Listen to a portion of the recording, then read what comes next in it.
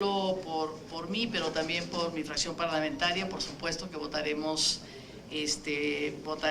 a favor. Yo soy una entusiasta de esta reforma, creo que es una reforma construida durante muchos años en términos de todo lo planteado por las organizaciones, por los sindicatos democráticos independientes, que han, digamos, puesto en la mesa la necesidad de un nuevo sistema de justicia laboral y, por supuesto, la libertad sindical y contratación colectiva. Sin embargo, digamos, yo decía, es una historia de más de los últimos 4 o 5 años. Esa historia creo que hay que quitar de la mesa, que es una presión de Estados Unidos y de tal. Es una historia que viene, en primer lugar, de un estudio que hace el CIDE, esta, digamos, institución académica con mucho prestigio, que hace a petición del presidente Enrique Peña Nieto de cómo conseguir justicia de manera cotidiana, el alcance de la justicia.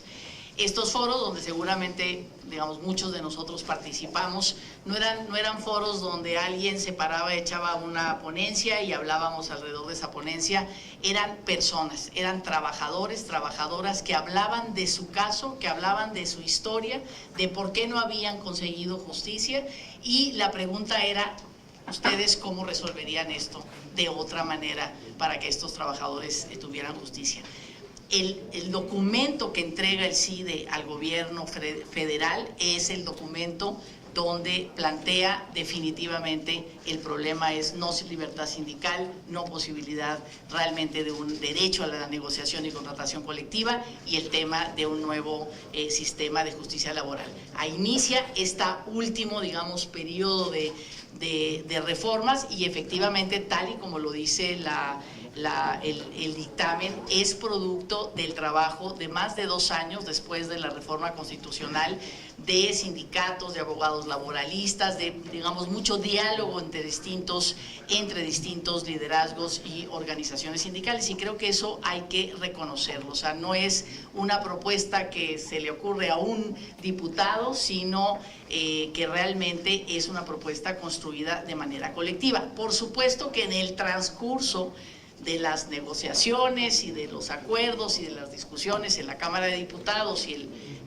un esfuerzo por hacer este Parlamento abierto, donde hablaron los empresarios y hablaron los sindicatos del Congreso del Trabajo y los sindicatos independientes, académicos y tal, bueno, pues termina, digamos, nunca una ley va a ser 100% como yo la quería, ¿no? Es la negociación posible. Y hoy nos reunimos con la Unión Nacional de Trabajadores, digamos, los sindicatos universitarios, la nueva Central General de Trabajadores. Hicieron una serie de planteamientos, digamos, válidos, que quieren que podamos discutir. Una de las cuestiones que les planteábamos es si esta reforma hoy sale adelante, porque todos reconocen que es un gran avance esta reforma, o sea, realmente va en el sentido correcto, digamos, de lo que necesitamos para hacer más productivo al país, para que crezca la economía, pero no a partir de tener la pata encima de los trabajadores, sino a partir precisamente de respetar y de reconocer sus derechos, como hicimos el día de ayer con las trabajadoras del hogar. Hay cosas que son complicadas. En esta minuta se dice explícitamente: el Infonavit es derecho de todos menos de las trabajadoras del hogar.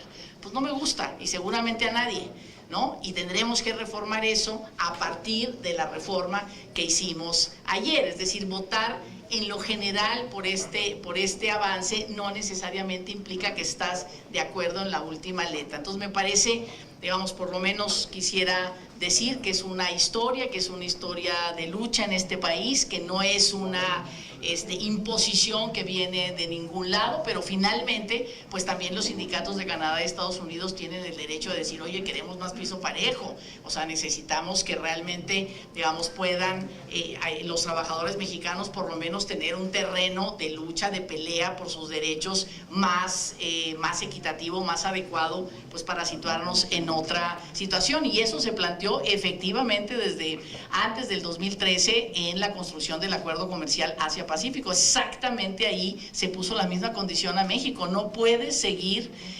México construyendo, desarrollando, aceptando el número de los contratos de protección que hay en el país, porque eso, digamos, también no permite la democracia sindical. La OIT, recomendaciones de la OIT, muchas recomendaciones de la OIT sobre el tema de la falta de libertad sindical y los contratos de protección. Entonces me parece que es un proceso largo donde muchos han entrado. Sin embargo, sí hay diferencias.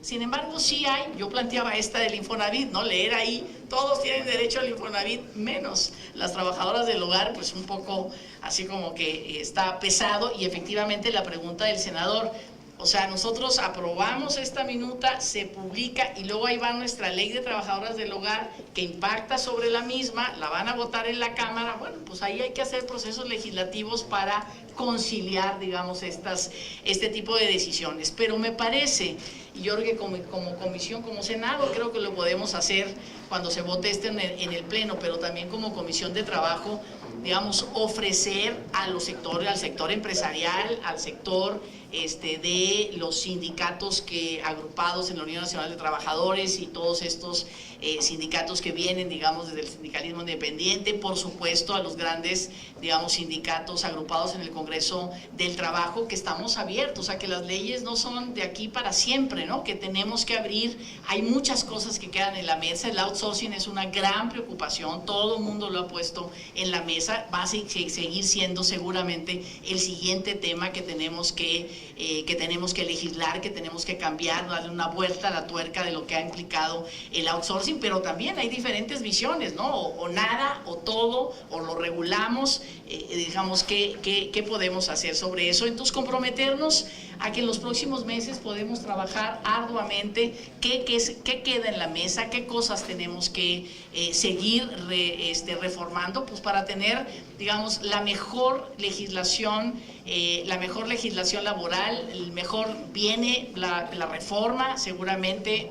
Aquí está la presidenta de la Comisión de Seguridad Social, o sea, tenemos un gran asunto con la seguridad social, tiene que ver también con los trabajadores. Hoy tuvimos el foro de seguridad social, hay un diagnóstico bastante preocupante, por no decir otra palabra, y bueno, esto pues es uno de los pilares fundamentales del trabajo decente que también tenemos que hacer. Entonces hay muchas cosas que hacer con respecto a los derechos laborales.